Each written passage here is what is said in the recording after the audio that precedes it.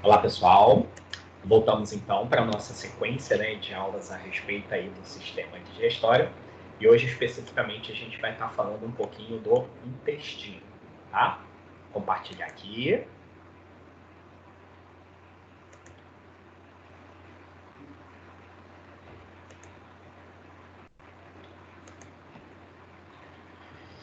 Beleza, gente? Então, a gente está vendo uma sequência, né, relacionada à questão do aparelho digestório.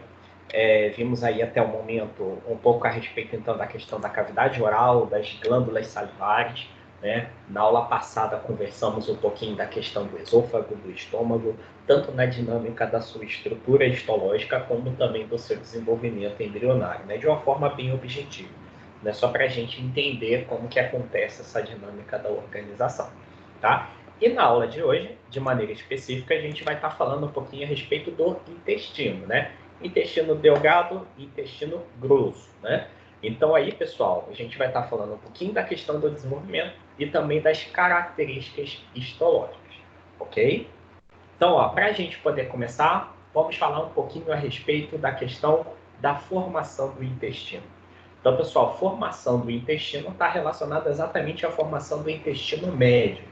Então, quando a gente observa, por exemplo, no adulto, né, em termos de desenvolvimento, no processo final, a gente classifica, né, define como intestino médio exatamente aquela posição distal da abertura do ducto biliar, né? Então, a gente observa aqui, ó, uma posição distal da abertura, né, do ducto biliar, até, vamos imaginar, a 2/3 aí do colo transverso, né, no seu terço distal.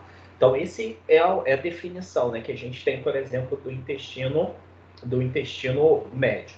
E quando a gente fala, por exemplo, em toda a situação, né, da sua organização, nós observamos que, de fato, toda a dinâmica do intestino médio ele vai ser nutrido, né, pela artéria mesentérica, né? Então, que nessa foto aqui não dá para ver, mas para frente a gente vai conseguir perceber exatamente a dinâmica dessa irrigação que vai ser promovida por essa artéria mesentérica. O que a gente percebe, pessoal, é que na dinâmica da formação do intestino médio, né, a gente vai estar vendo que, de fato, acontece um processo de alongamento rápido desse tubo digestório, né? Então, que aí vai estar de fato dando origem ao que a gente consegue perceber a uma espécie de uma alça intestinal primária, tá? Então essa alça intestinal primária e na dinâmica daquilo que seria de fato a sua definição, né, com relação à dinâmica da separação, a gente observe que o ramo cefálico, que seria essa parte aqui de cima, vai estar formando como se fosse a região distal do duodeno, né, o jejuno e parte do ilho, né? E aí o membro caudal, vamos dizer, aí ele vai estar dando continuidade ao ilho, né? Aí a gente vai observar a questão da formação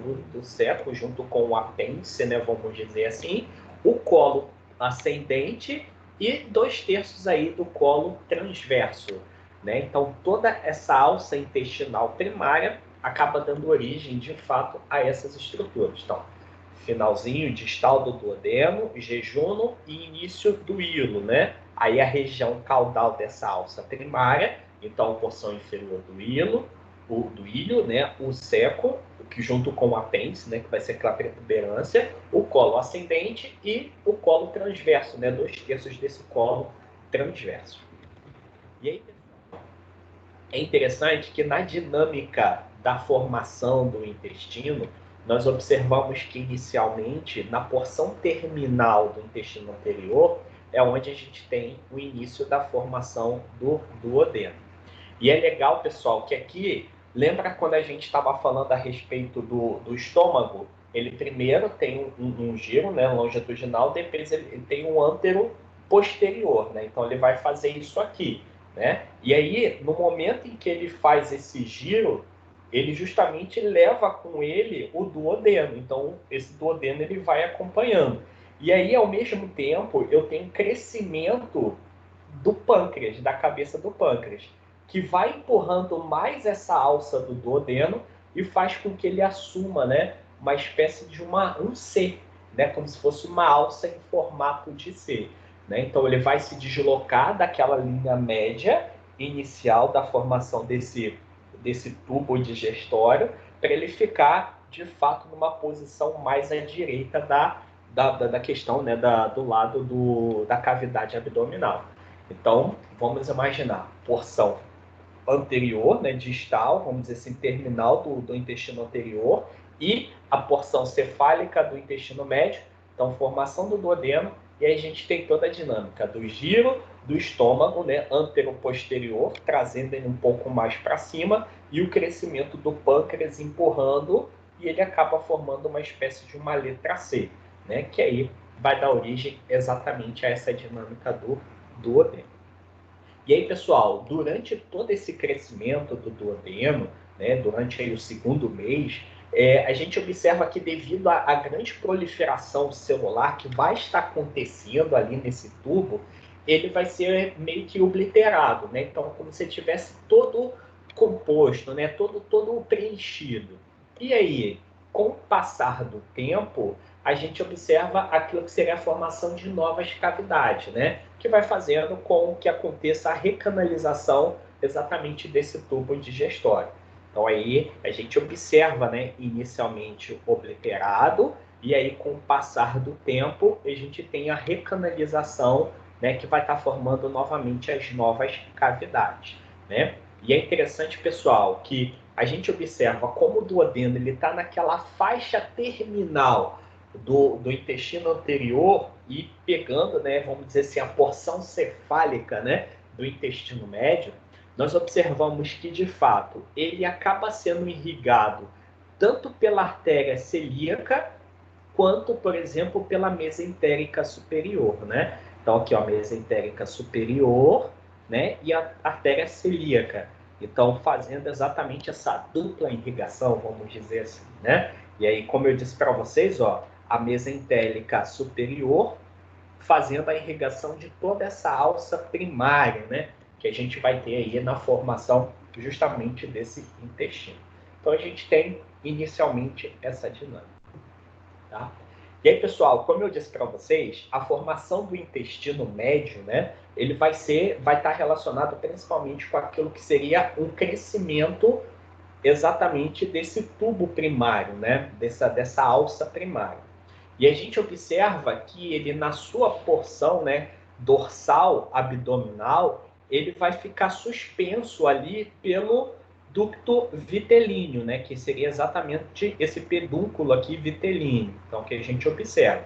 Então, percebam, eu tenho estômago, aí aquele Czinho do duodeno, o crescimento dessa alça intestinal primária, toda a artéria mesentérica relacionada ao processo de irrigação, e na sua parte, né, que a gente fala dorsal, então ele vai estar suspenso na parede abdominal exatamente por esse pedúnculo. Então, se a gente desconsiderar tudo e observar, a gente observa exatamente esse tipo de situação, né? Então, aí, questão do duodeno, toda a formação do intestino. Aí eu tenho aqui, pessoal, a formação de um broto secal, que depois vai dar origem ao apêndice, né? E aí a dinâmica da formação do colo transverso e toda a continuidade, né, com relação à formação desse intestino médio. Aí, pessoal, é interessante que durante o crescimento, né, dessa alça intestinal primária, o que nós observamos que vai acontecer uma espécie de um alongamento rápido, né? Então ele vai crescer muito rápido, né? Então, principalmente quando a gente fala desse ramo cefálico, né, que a gente define com relação ao intestino médio. Então percebam que eu começo a ter aí formação dessas alças primárias relativamente de uma forma meio que descontrolada. Aí o que acontece? Se eu tenho um crescimento rápido dessa alça intestinal primária, a gente vai estar associando, por exemplo, que ao mesmo tempo a gente vai ter a questão da expansão do fígado. Então, a região abdominal, ela acaba não tendo, vamos dizer assim, espaço para que tenha o crescimento de todos esses órgãos ao mesmo tempo. Então, o que a gente observa é que durante um tempo, o crescimento, o desenvolvimento dessa alça intestinal primária, ela vai entrar numa cavidade extraembrionária, né, em direção lá e ao cordão umbilical. Essa dinâmica de expansão extraembrionária a gente acaba definindo então como processo de herniação fisiológica, né? Que seria aquela hérnia umbilical fisiológica. Então isso vai estar acontecendo durante aí a 6ª semana de desenvolvimento. Então percebam, né? Então aqui o esôfago, aí ó, ele está passando aqui por trás, depois eu vou explicar por que ele passa aqui por trás. Aí ó, o crescimento dessa alça, né? E aí ó, a expansão dele vai para aquilo que seria, né, uma cavidade extraembrionária. Aí depois voltando para poder estar dando continuidade à formação desse intestino. Ok? E aí, pessoal, é interessante que concomitantemente ao crescimento dessa alça primária, nós vamos observar uma situação que seria interessante, que seria o giro também desse intestino. Tá? Então, nós vimos que acontece um giro lá no estômago, e no intestino vai acontecer a mesma coisa. Então, vamos imaginar o seguinte, ó, ele está indo em direção ao tecido extraembrionário. Então, pessoal, ele acaba fazendo um giro no sentido anti-horário, né, de 90 graus, né, num eixo que vai ser formado pela artéria mesentérica. Então, vamos imaginar que ele está fazendo uma espécie de um U, né? Olha só como é que ele está. Ele está crescendo aqui, ó, na espécie de um U. E eu tenho uma artéria mesentérica superior passando exatamente aqui nesse meio, né? Vamos dizer assim. Então, o que vai acontecer é um giro em cima dessa artéria. Então, eu tenho crescimento e ele acaba girando. Então, o que a gente observa é que a alça ela vai fazer com que aconteça, né, exatamente esse giro anti-horário.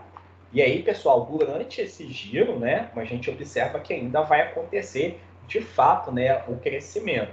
Então, como ele vai meio que espremendo naquele espaço extraembrionário, então ele começa a formar aquelas alças, né, espiraladas, né, que seria relacionada ao hilo, né?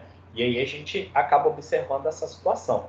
Então essa porção relacionada ao intestino delgado. Aí já com relação, por exemplo, à dinâmica, né, de formação, por exemplo, do intestino grosso, a gente já vai perceber que não vai ter a formação desses espirais.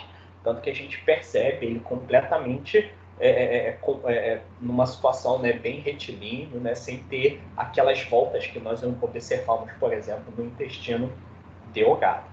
Tá? Então percebam, né? Então ele cresceu extraembrionário, eu tenho a mesentérica superior como eixo principal, então todo aquele que está na região, ele faz um giro de 90 graus, né? Ainda acontece o alongamento dessa região, né, que seria do intestino delgado, então formando as alças espiraladas do hilo, e aí eu tenho exatamente esse giro. Então, ó, percebam, inicialmente, o primeiro giro de 90 graus. E aí, pessoal, ainda durante a formação do intestino, eu vou ter um novo giro. Então, ó, percebam que ele já girou. Agora ele vai fazer uma rotação de 180 em direção à cavidade abdominal, como se ele estivesse voltando.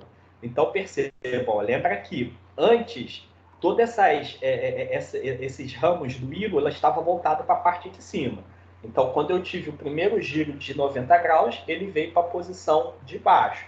E agora, ele saindo da cavidade embrionária, indo em direção à cavidade, saindo da cavidade extraembrionária, vindo em direção à cavidade abdominal, né? E aí eu tenho aquilo que seria a formação exatamente dessa estrutura. Então, pessoal, a porção do jejum, né, vamos dizer assim, vai ser a primeira que vai estar entrando novamente na cavidade abdominal. E aí ela fica posicionada do lado esquerdo, né? Aí já com relação à questão das alças que vão estar retornando para formar o hilo, aí ela vai ficando exatamente posicionada do lado direito. Já com relação ao seco, né, que seria aquele brotossecal, ele vai ser a última estrutura que vai entrar completamente na cavidade abdominal. Então percebam, né? Ele vai junto com o giro, então ele vai saindo para a cavidade extraembrionária, então é a última parte que acaba retornando, né? E aí ele vai estar se posicionando exatamente nessa nessa região, então, essa dilatação, né? Então, lá para a sexta semana é quando, de fato, ele vai assumir uma porção caudal ali nessa cavidade abdominal, né?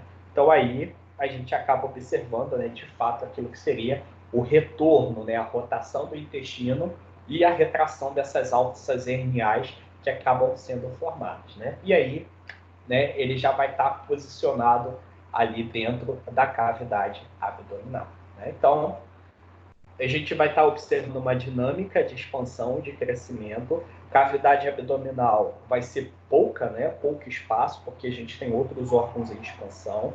Então, esse crescimento vai em direção a uma cavidade extraembrionária. Então, aí, crescimento da alça associada com inicialmente um giro de 90 graus e depois um de 180 para posicionar novamente essas alças intestinais dentro da cavidade abdominal. Beleza? Então aí, de maneira geral, a gente acaba observando, né, de fato, essa dinâmica. Então, pessoal, o que a gente observa, né? Então, quando a gente fala do broto secal, né, então do seco, né, a gente vai observar exatamente que ele fica localizado, né, a fossa ilíaca direita, então o colo ascendente e a flexura vão ficar do lado direito da cavidade abdominal, né? Então, isso acaba observando, né, que durante esse processo vai ter, né, por conta desse seco, vai ter a formação de um divertículo estreito, que vai estar dando origem exatamente ao apêndice. Então, pessoal, percebam, ó, aqui eu tenho o duodeno, né, intestino delgado, então toda a dinâmica da formação, né, daquelas voltas, né, e aí a gente observando exatamente a ligação com o colo, né, para poder estar dando origem a toda a estrutura do intestino grosso. Então, aí completa, né, toda a dinâmica de rotação e retração dessas alças. Tranquilo? Então, pessoal, agora já falando do final do processo. Então, quando tudo está formado. Então, aí, quando eu tenho todo o posicionamento, a gente acaba observando exatamente esse tipo de característica anatômica, né? Então, aí, formando as alças do jejuno, né? A porção final do hilo, né? Com seco, né? Os colos de maneira geral, né? Ascendente, descendente, sigmoide, enfim, que aí a gente vai ver essa estruturação. Então, a gente observa, de maneira geral, que esse intestino ele vai estar ligado diretamente com o processo de digestão. Então, o que a gente observa é que, por exemplo, aqui eu tenho aquilo que seria, né, toda a dinâmica de absorção e também continuação do processo de digestão. A gente já vem observando, né, por exemplo, que aqui na região do duodeno eu ainda tenho a liberação, né, do pâncreas, da vesícula biliar, né, de substâncias, né, relacionadas a enzimas pancreáticas, o próprio sais biliares, que vão estar dando continuidade ao processo de digestão, né? Então, relacionado exatamente a essa dinâmica. E é interessante, pessoal, que no processo de digestão, nós observamos aí que, ao mesmo tempo, os nutrientes acabam sendo absorvidos, né? Então, por exemplo, a maior parte, né, da absorção, ela vai estar acontecendo no intestino delgado. E é interessante que a gente define como o intestino aquela porção, né, que a gente fala, né, da esfíncter do piloro até a região, né, do ânus. Então, aí, de fato, a gente tem essa dinâmica, né? E aí foi que a gente viu formação de um intestino delgado e aí o intestino grosso, né? Então, aí a gente tem, de fato, toda essa dinâmica, né? Então, no delgado, duodeno, jejuno e hilo, e quando a gente fala do grosso, a gente tem o seco e o colo. Aí os colo ascendente, descendente, sigmoide, que a gente vai estar vendo de acordo com o posicionamento, né? É importante, pessoal, se a gente está falando que o intestino delgado vai ser responsável pela absorção de grande parte desse nutriente, o que a gente observa, por exemplo, que na questão do intestino grosso, ele vai estar envolvido, por exemplo, na questão da absorção da água. Então, ele vai ser responsável, por exemplo, para estar dando aquela consistência e firmeza às fezes, né? Então, aí a gente observa essa situação. Outra dinâmica seria, por exemplo, que nós observamos que o intestino ele acaba sendo responsável, por exemplo, pela eliminação de toxinas. Então, produtos que de fato não são absorvidos e também toxinas, né, que acabam né, sendo eliminados na forma aí de substâncias que vão estar agregadas às fezes. Então, de uma maneira geral, a característica do intestino, né, em termos de composição, né, estruturas que vão estar relacionadas exatamente à sua formação. E aí, falando especificamente com relação ao intestino delgado, né? Então, no intestino delgado, nós observamos exatamente, né, que ele vai estar sendo responsável a um local em que a gente finaliza o processo de digestão, né? Eu tenho a secreção de substâncias, né, relacionadas ao processo digestório e também processos de absorção, né? Então, a gente pode dizer, né, resumir como uma parte do intestino que está relacionada à digestão, absorção e também secreção, tá? Então, ó, 3 segmentos: a questão do duodeno, né, do jejuno e do hilo, né? Então, o comprimento, o comprimento do intestino, né, a formação dessas alças acaba sendo importantíssimo para poder aumentar o tempo que o alimento ele fica, né? Então, consequentemente, isso vai fazer com que você aumente a superfície de contato com o bolo alimentar. Então, aí você tem toda aquela dinâmica relacionada ao processo de absorção, né? Então, aí a gente observa, né, de fato, toda essa dinâmica, né?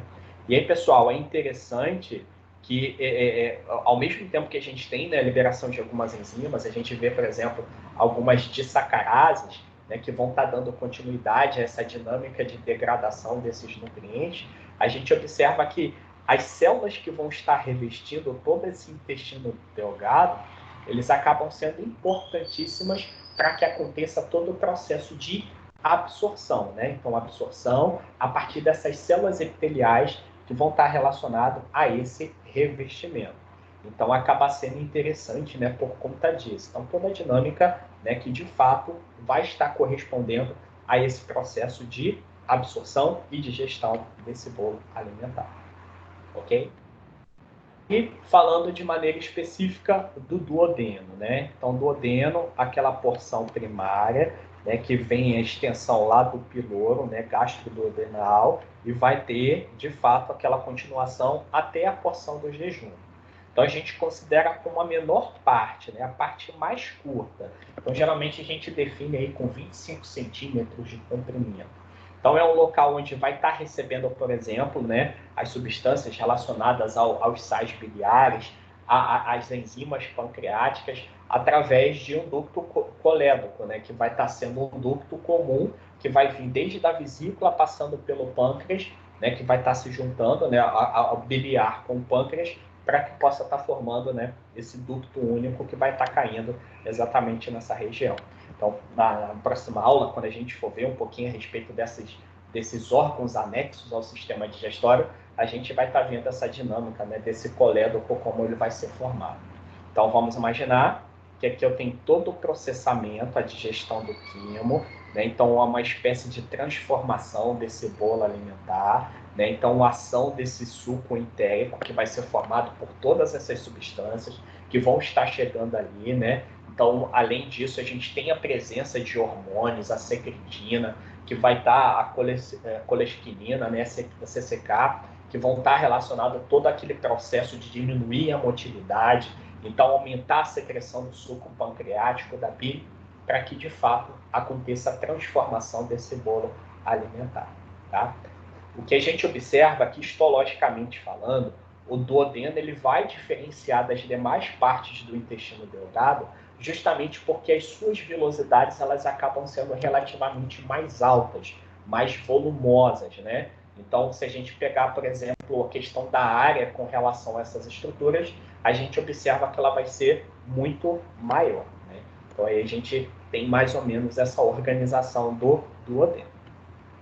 Aí, pessoal, já falando com relação à questão do ilho e do jejum, a gente observa, né, de fato, regiões relativamente parecidas, né?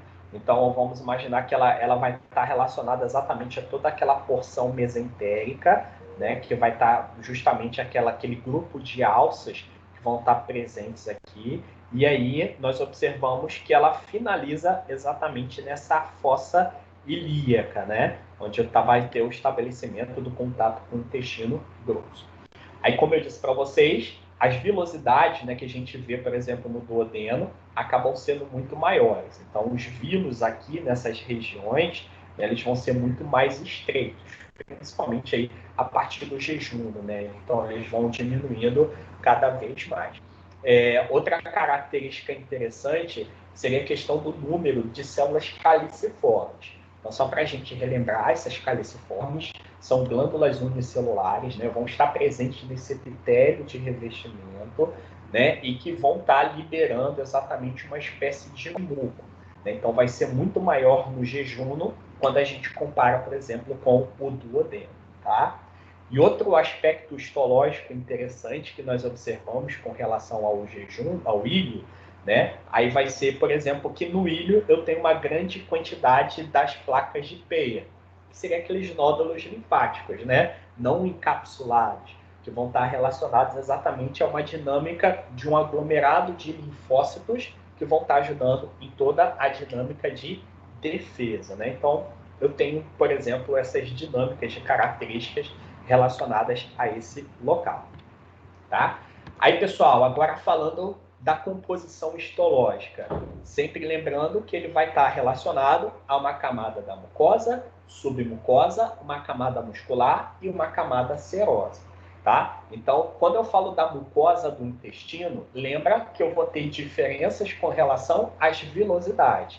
Vilosidades mais numerosas e maiores no duodeno, né, que vão diminuindo conforme vai se afastando, né? Passando pelo jejum e chegando até o hilo, tá? Então a gente vai ver essas diferenças que vão estar, de certa forma, sendo observadas.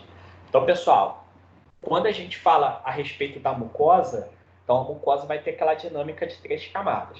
Primeiro, um epitélio de revestimento, que a gente fala que seria de células cilíndricas, ou seja, células em forma de retângulo.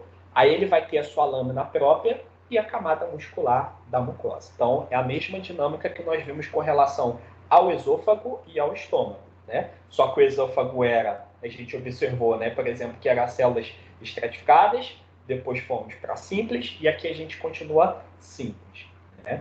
E aí, pessoal, o que nós observamos é a formação de pregas, tá? Então, são as pregas, que vão ser exatamente essas estruturas que vão ampliar a superfície de contato. E ao mesmo tempo que ela aumenta a superfície de contato, ela vai diminuir aquilo que seria, de fato, a passagem desse alimento. Então, o alimento bate ali nessas pregas, meio que vai passando, né, com uma menor velocidade, tá? Então, essas pregas, elas estão presentes no duodeno, né, que são as pregas circulares. Então, são estruturas que acabam sendo permanentes no duodeno. E é interessante que, quando ele vai se aproximando do jejuno, né, e terminando lá próximo ao ilho, aí a gente observa que eles vão diminuindo, né? Então, eles acabam tendo, de fato, esse tipo de situação. A gente vai perceber, né, nos cortes histológicos. Né? Então, seriam essas pregas circulares, seriam essas vilosidades, né, que acabam sendo observadas. Não vilosidades, né? São exatamente essas estruturas da mucosa que acabam ficando sobrepostas, né, que acabam aumentando a superfície. Ok? E aí, pessoal, além dessas pregas, então vamos pegar esse aumento da superfície pregas. E nas pregas eu tenho exatamente as vilosidades. Então, são as vilosidades intestinais. Então, além da prega, então vamos pegar a prega, eu ainda tenho as vilosidades que vão estar associadas a essas pregas, né? Então, é interessante que, por exemplo, quando a gente fala do intestino do duodeno, né, ele acaba formando como se fosse um aspecto de folha, né? Mas aí, conforme ele vai se aproximando, né, lá do ilho, ele perde esse formato de folha e fica como se fosse exatamente um dedo, né, vários dedos, né, relacionados exatamente a esse tipo de situação. Então, essa seria, de fato, uma característica geral da mucosa. Então, vamos lá. 3 camadas: epitelial, lâmina própria e músculo da mucosa.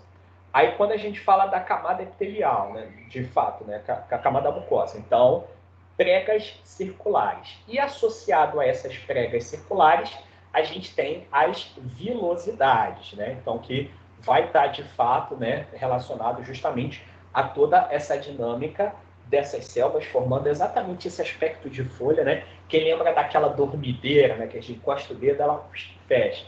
Então, bem parecido. Então, que eu tenho aquele canalicozinho ali central, aquela haste central e as folhinhas, né? Então, aquela haste central como se fosse formando exatamente essas pregas e as folhinhas formando aí as vilosidades. Então, aí eu tenho a dinâmica da organização dessa mucosa, tá?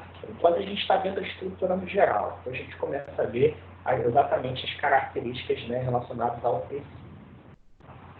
Aí, pessoal, além dessas cristas, nós observamos a formação de pequenas criptas, né, que são as criptas de Lieberman, né, que são exatamente onde vão estar presentes as glândulas, né, intestinais. Tá? Então, vamos imaginar, aqui eu tenho as velocidades, e entre as velocidades eu tenho aquilo que seria a formação das criptas, né? Então, essas criptas elas vão ser revestidas também, igual a gente está vendo aqui, para o epitélio de revestimento, que são essas células vermelhinhas, as células caliciformes, produtoras de muco, aquelas células que vão ser totipotente, né, que vão estar relacionadas exatamente à produção, né, a mitose para renovação.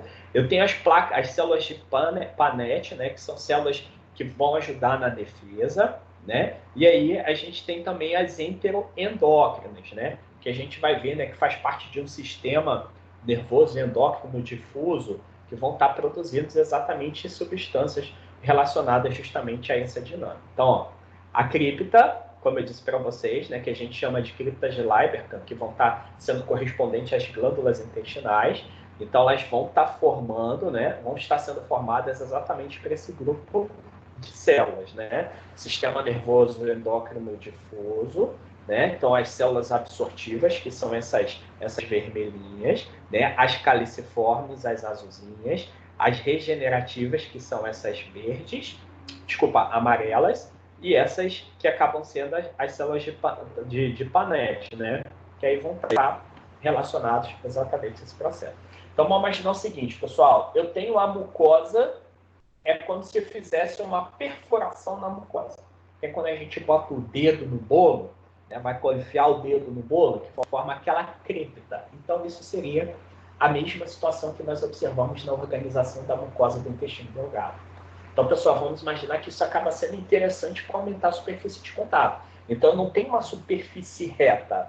Ao mesmo tempo que eu tenho a formação de criptas com vilosidade, de pregas com vilosidade, eu vou ter as criptas, que seriam perfurações, né, exatamente relacionada ao revestimento epitelial. Então, vamos imaginar mais uma estrutura que a gente percebe aí nessa mucosa do intestino delgado. Tá? Então, aí, pessoal, só para a gente observar um diagrama das vilosidades. Então, ó, eu tenho aqui, ó, a prega, tá? A prega. Aí, ó, no centro da prega, eu tenho a submucosa e a camada muscular. E aí, ó, aqui eu tenho as vilosidades, que vai ser o epitélio de revestimento, tá? Que vai estar formando exatamente essas vilosidades em volta, tá? E aí, pessoal, nessas vilosidades, o que nós vamos observar seria, por exemplo, também a presença de células caliciformes bem menor, tá, do que nós observamos, por exemplo, nas criptas, tá? Eu vou ter todas aquelas células absortivas, né, que vão estar relacionadas, e aqui nessa camada da submucosa, a gente vai estar observando, por exemplo, alguns linfócitos infiltrados, a questão de vasos sanguíneos, né, de capilares linfáticos, né, que vão estar relacionados exatamente à lâmina própria, né? Desculpa, submucosa não, a lâmina própria, né? Então, é na lâmina própria que a gente tem o músculo da mucosa. A submucosa já vai ser outro tecido, né? Então, a submucosa está relacionada exatamente a essa estrutura aqui. Então, aqui a lâmina própria exatamente dessa camada da mucosa. Então, aí a gente observa, né, de fato, essa estrutura. Ok? Então, ó, só para a gente observar. Então, gente, percebam aqui, ó, mucosa, a submucosa e a camada muscular, tá? E aí, pessoal, aqui ó, eu tenho as vilosidades, né? Desculpa, eu tenho aqui a gente vai estar observando exatamente, né, as pregas e as vilosidades vão estar em volta das pregas, né? Então, aqui só para a gente entender, ó. Então, aqui ó, eu tenho aqui as criptas, tá vendo? Criptas, as pregas e as velocidades em volta, né? Então, aqui só para a gente observar as pregas e aqui as velocidades em volta das pregas, né? Então, representando a camada da mucosa, né? Então, ó, as criptas, né, como eu disse para vocês, é igual essas aqui, ó, que estão sendo formadas. Então, aqui dá para a gente perceber, né? Aí aqui é aquilo que seria a prega e as vilosidades em volta da prega. Tá? Então, só para a gente entender a dinâmica relacionada exatamente ao processo. Então, pessoal, é um tecido epitelial simples, cilíndrico, que seria numa forma retangular. Tá? Aí eu tenho vários tipos celulares que nós vimos, né? As células absortivas, células totipotentes, as de Paneth, as enteroendócrinas, né? Então, que vão estar, né? As que do sistema nervoso endócrino difuso, então, que vão estar formando toda a estrutura desse revestimento. Então, cada célula com uma função específica, né? Daqui a pouquinho a gente vai estar vendo, né, um pouquinho a respeito de cada um desses tipos celulares, mas que vão dar andamento àquela dinâmica de digestão, excreção e absorção de substâncias, né? Que são aquelas três funções que a gente acaba alinhando, por exemplo, a questão do intestino delgado. Certinho? Então, pessoal, falando especificamente aí das células absortivas, são as mais numerosas. Tá? É aquelas que a gente viu lá na bioquímica com as células, os enterócitos, né? Então, são as células que acabam estando relacionadas à absorção das substâncias. Então, pessoal, ela vai ser encontrada tanto na posição basal, né, quanto na posição do ápice, né? Então, que a gente vai observar de fato esse processo. Importantíssimo. No ápice dessas células absortivas, eu tenho as microvilosidades. Então, percebam, ainda das vilosidades, eu tenho as microvilosidades, que são individuais de cada célula absortiva. Então, nada mais do que formando uma borda em escova, né, que vai ser relacionado a essas microvilosidades, né? Então, pessoal, o que a gente pode falar como função dessas células absortivas, né, que vão estar relacionadas, esses enterócitos? Questão da digestão terminal, porque vai estar liberando, por exemplo, as dipeptidases. Esterificação dos triglicerídeos, nós vimos isso na quarta-feira, formação dos quilomicrons, né? Então, acaba sendo responsável pelo transporte dessas substâncias que são absorvidas até a lâmina própria, chegando na camada submucosa, para que possa ser distribuída via corrente sanguínea. Então, essa vai ser a dinâmica relacionada às células absortivas, né? Então, vão estar diretamente ligada à liberação de disacarases, dando continuidade à digestão, por exemplo, dos carboidratos, esterificação dos lipídios, formando os quilomicrons, né? E a questão até mesmo, né, que a gente fala, né, da absorção dos demais nutrientes, como o próprio carboidrato. Então, os enterócitos acabam sendo importantes justamente nessa situação. Certinho? Então, pessoal, além dos enterócitos, nós temos as células caliciformes. Que é aquilo que eu falei com vocês, são glândulas unicelulares. Tá? A função dela vai ser liberação de mucina. Tá? Então, vão estar liberando aí a questão de uma glicoproteína, né, que, de certa forma, acaba tendo a função de lubrificar e proteger o intestino. Lembra aquela solução aquosa que ajuda na questão da interação com as células para poder ajudar no processo de absorção? Aí a gente observa, por exemplo, na questão desse tipo de muco, né? Então, essa vai ser a dinâmica, né, relacionada às células caliciformes. Importantíssimo, pessoal, ela acaba sendo muito mais abundante na direção do íleo, então em menos quantidade no duodeno. Então, até mesmo no corte histológico, isso vai ser perceptível, porque vão ser células hipercromáticas. Então, a gente consegue diferenciar ela, por exemplo, dos enterócitos, né? Então, que de fato acaba tendo exatamente esse tipo de característica. Então, pessoal, a gente vai estar sempre observando a sua distribuição entre essas células absortivas, né? Esses enterócitos. Ok?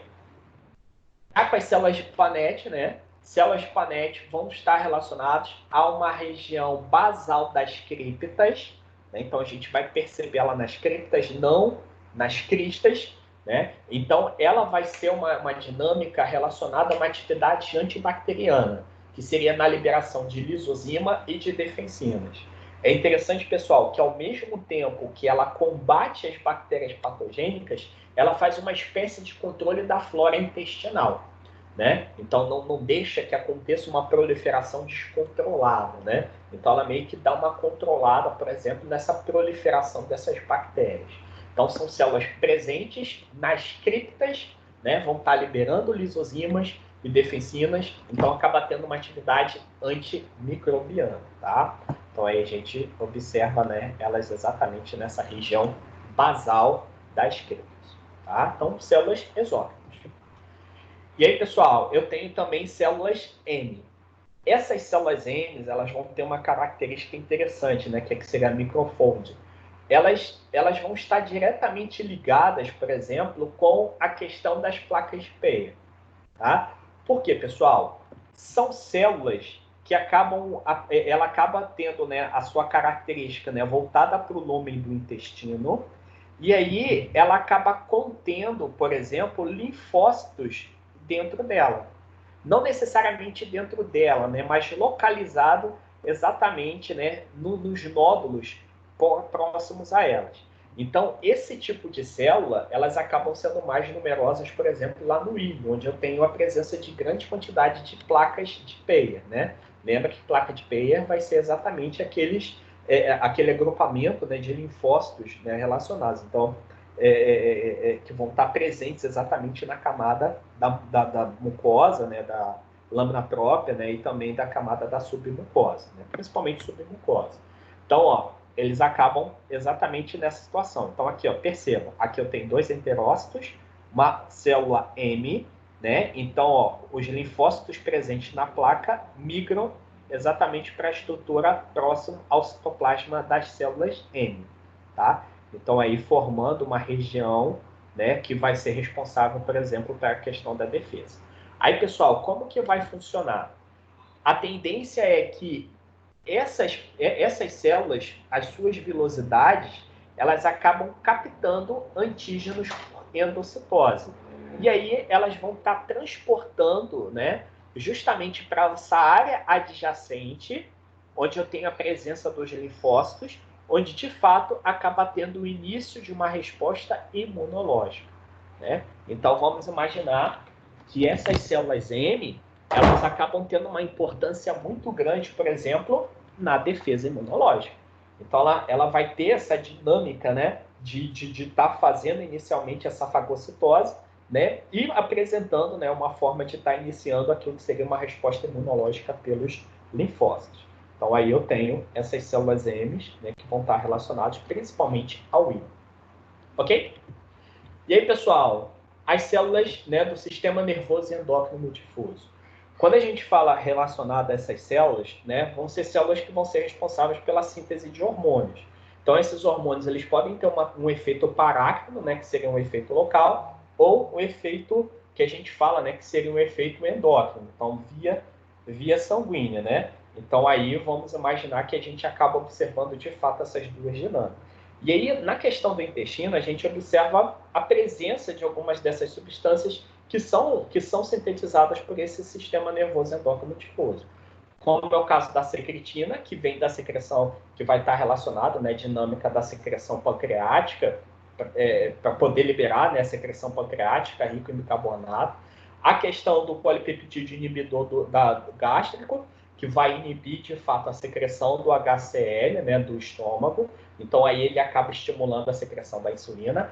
A glicentina, que vai ter uma característica similar ao glucagon, que também vai inibir a secreção de HCl e vai estimular, né, a questão da insulina. e a mutilina, que aí vai aumentar a motilidade intestinal.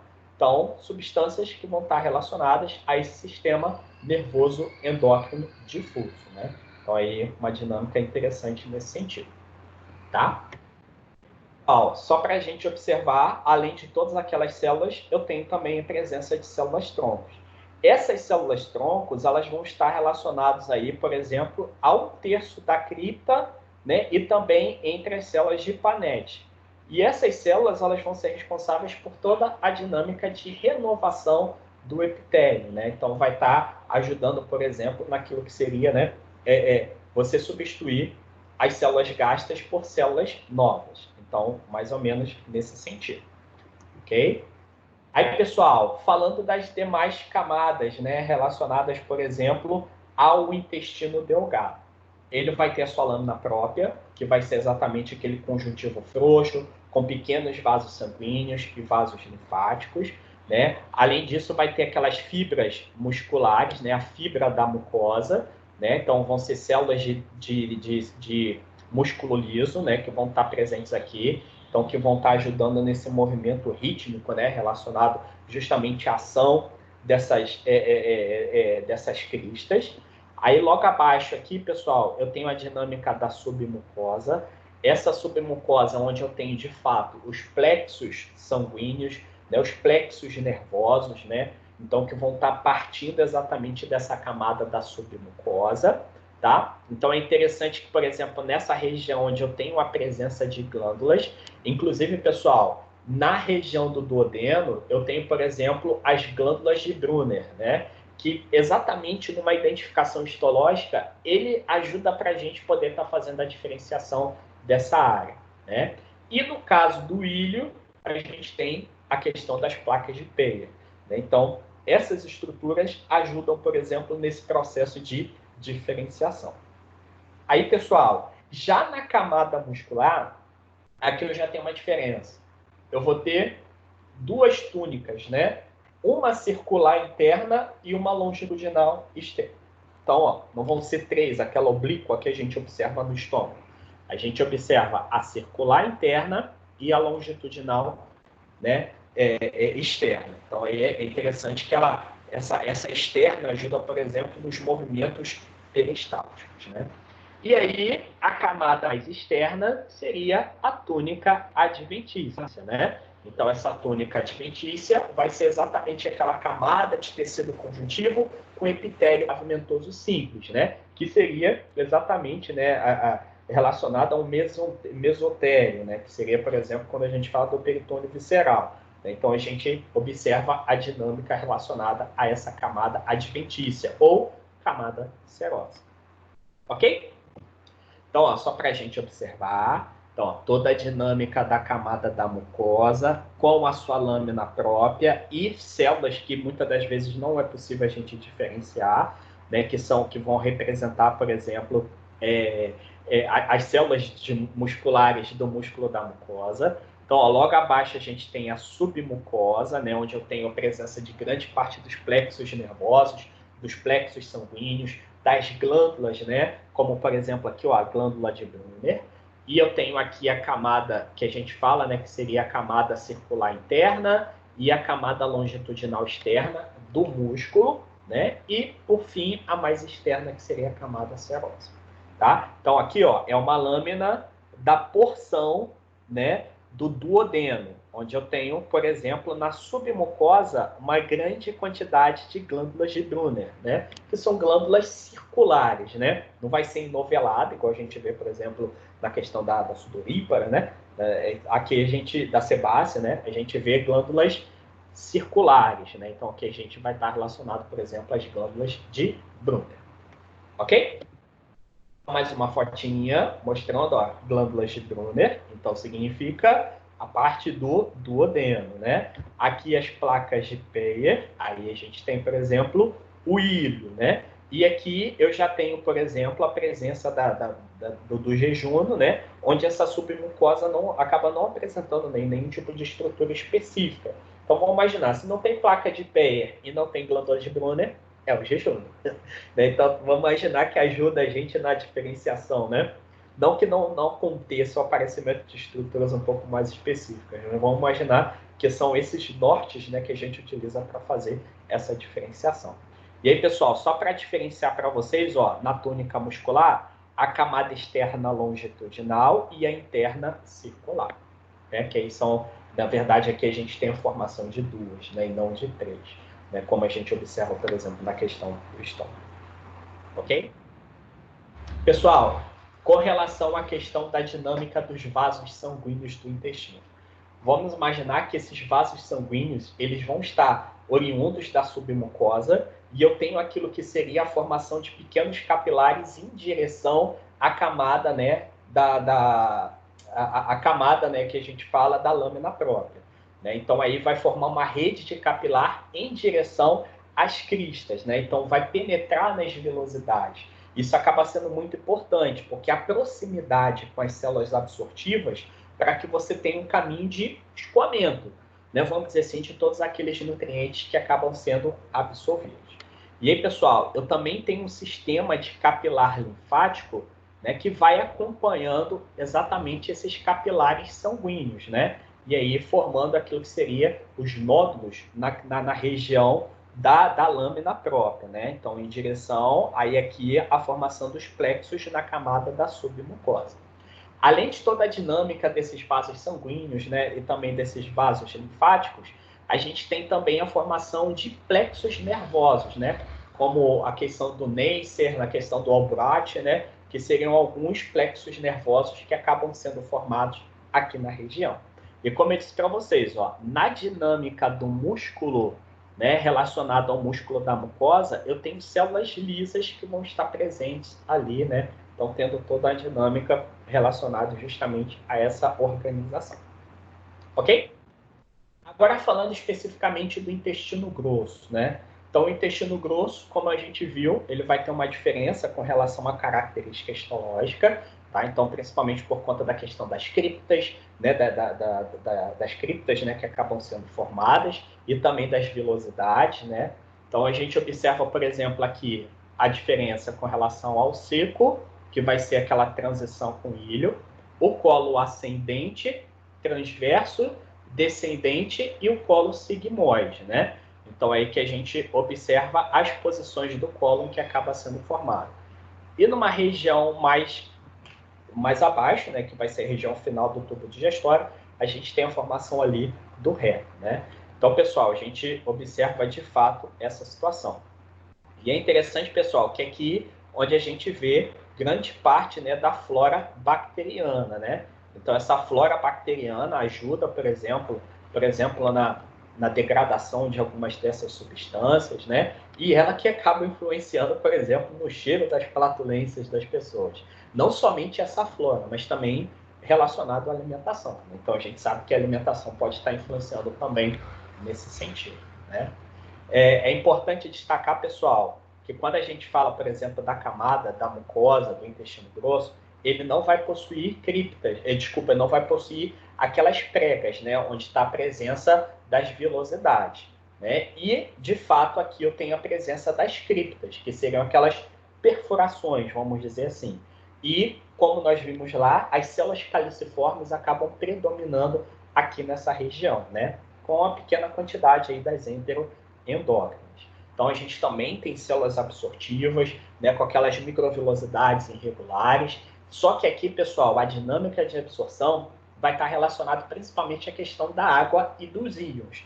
Então, quando você tem maior absorção de água nessa área, então vamos imaginar que ele tem uma dinâmica de compactação do quimo, e aí fazendo com que, né, você tenha a consistência das fezes para que aconteça de fato a eliminação.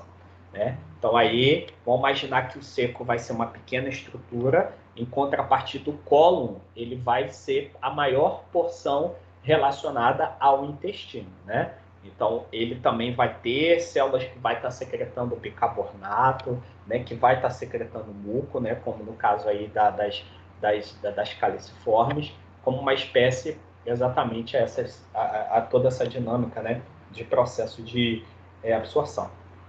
Importante, pessoal. Quando eu falei para vocês da questão da flora intestinal, ela vai ter uma importância porque não somente no processo final de digestão, né, de degradação dessas substâncias, mas também ela ajuda na síntese de alguns produtos importantes, né? Como no caso a riboflavina, a tiamina, a vitamina B12, ajuda na questão da vitamina K. Então aí, imaginar que você manter essa flora bacteriana intacta, né? Bem nutrida, né? Vamos dizer assim, bem variada, bem heterogênea, ela permite toda essa dinâmica relacionada exatamente ao seu poder, né? De estar ajudando na formação desses tipos de substâncias. Ok? Pessoal, falando aí dos componentes, né? Já que a gente falou da mucosa, então a mucosa, ó, percebam que ele não tem, né, aquela dinâmica, né, das pregas. O que nós observamos é a questão exatamente das criptas, né? Criptas relativamente longas, tá? Então aqui na camada da submucosa, né, e a lâmina própria, eu tenho, por exemplo, aqui não dá para a gente ver nessa lâmina, eu tenho a presença do GALT, né, que seria alguns nódulos linfáticos, né? Então a gente sabe que aqui vai ser rico em linfócitos, em tecido linfóide, né? Então eu tenho de fato essa situação. Toda a dinâmica relacionada, por exemplo, ao processo de vasos sanguíneos vai ser bem parecidos, né, com o que a gente observa no delgado, só que como aqui não tenho eu não tenho as pregas, então ela não vai até a prega, então ela acompanha só onde eu tenho de fato a presença da mucoide, tá? Então a submucosa aí, tecido conjuntivo. Aí, pessoal, na camada muscular, eu vou ter tanto a camada circular quanto a longitudinal. Só, pessoal, que diferente do intestino delgado, a gente vai observar que eu tenho 3 bandas, né, longitudinais que vão ser relativamente espessas, né, que vão estar formando as tênias do colo, que é o que a gente observa, né, naquela dinâmica da própria estrutura, né? Então ele vai ser muito mais espessa, né? E aí, com relação à camada serosa, vamos imaginar que vai ser a mesma dinâmica, né? Tecido conjuntivo, né? Aí a gente observa que nessa camada serosa a gente tem também a presença de células adiposas, né? Que aí vão estar fazendo toda aquela estruturação externa, né? Do que a gente fala, por exemplo, do intestino grosso, ok? E aí, pessoal, para a gente finalizar, a dinâmica da renovação do aparelho gastrointestinal. É importante, pessoal, destacar que constantemente essas células elas acabam apresentando um processo de descamação, né? Então, por conta até mesmo da presença de substâncias ácidas, né, ou de outras toxinas que vão acabar degradando essas células, né? Então, eu tenho nessas criptas as células que a gente fala que são células tronco, que conforme acontece a esfoliação, a descamação dessas células aqui no alto, elas vão crescendo e vão substituindo essas que acabam morrendo.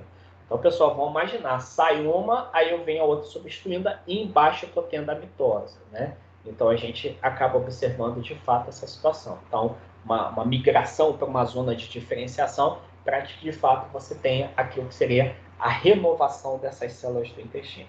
Então, isso acontece constantemente. Então, pessoal, pelo fato de ser um processo que acontece de maneira constante, então a gente observa que os tumores, né, os tumores intestinais vão estar diretamente ligados a um erro nesse processo de diferenciação, né? Então, coloquei aqui, ó, de 90% a 95% dos tumores vão estar relacionados a essas células epiteliais, né? Então, o câncer de estômago prevalecendo no caso dos homens e do colo e do reto, a gente vê, né, uma incidência maior nas mulheres. Ok? Certinho? Então, imaginar uma renovação constante devido à agressão que essas células acabam sofrendo. Certinho? Então, depois a gente volta para poder ver as lâminas, né, relacionadas à microscopia. Beleza, pessoal?